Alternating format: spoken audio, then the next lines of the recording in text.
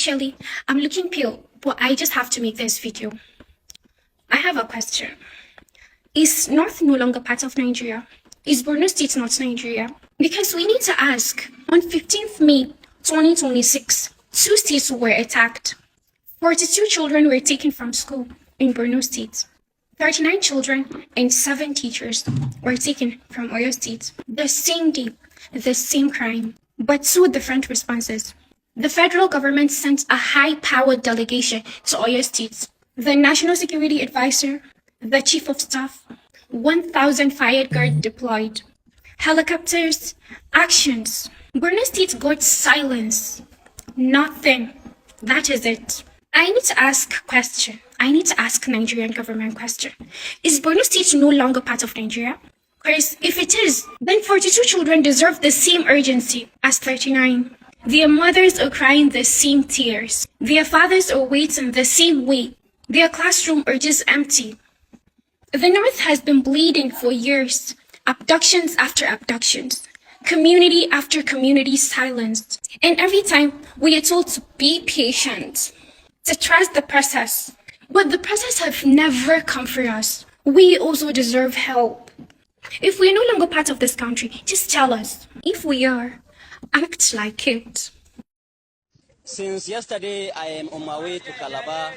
I go to GUO first. I see there GUO Park. They say they are not going to Calabar. They tell me I have to come to GIGM. Here I am standing GIM. But after I pay the money in the early morning, when I go to Interbus, the passengers say they are not going to travel with Fulani. Just because of I am Fulani, they are not going to travel with me. Which makes the GIGM to pay me back, refund me my money.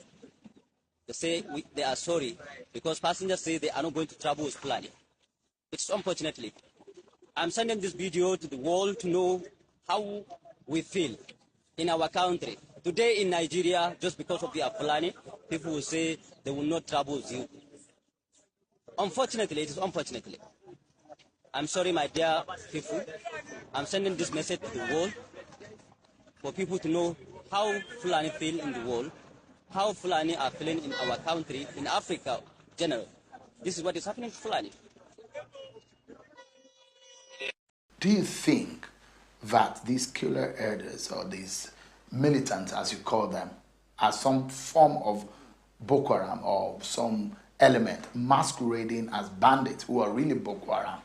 I can say categorically they are not Boko Haram, but we have to be very careful. Because if the pressure is too much, being Boko Haram more international, more connected, maybe richer, if the pressure is too much, I'm afraid they can be influenced by Boko Haram. And there we have seen the signs that Boko Harams want to infiltrate them. But so far they are not Boko Haram. They are ready to lay down their arms. And there's an incident that happened in Zamfara during the former regime. The Fulanis themselves caught some few elements of Boko Haram and presented them to the government. Boko Haram, they're trying to preach to them that, so they are not Boko Haram now.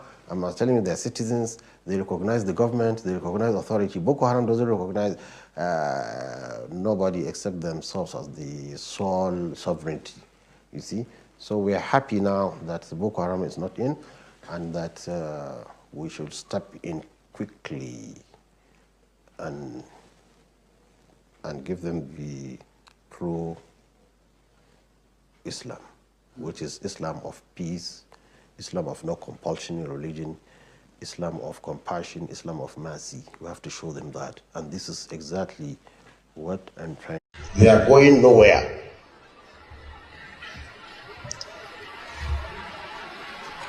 They are part of us and we are part of them. We must live with them. You can't drive them away and they can't drive us away. They are our neighbors, so we should never allow them to be our enemies. And if our enemy states by our actions we have turned them into enemies, then we are finished. Because our real enemy will use them against us. As your real enemy will use your neighbor against you. And nobody knows your secret more than your neighbor. He knows when you come back and when you go out. So we should never allow herdsmen to be our enemies.